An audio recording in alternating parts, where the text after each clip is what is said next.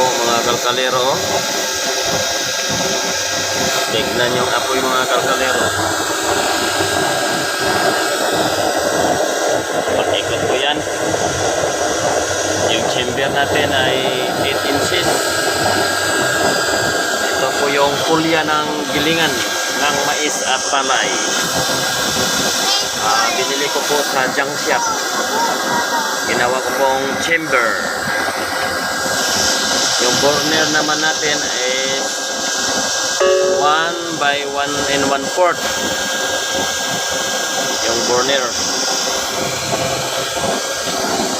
Ayan mga kalkalero, kulo oh. Tingnan yung apoy mga kalkalero. Sa laki ng talyasi oh. O kawa, yung tawag sa amin dito kawa.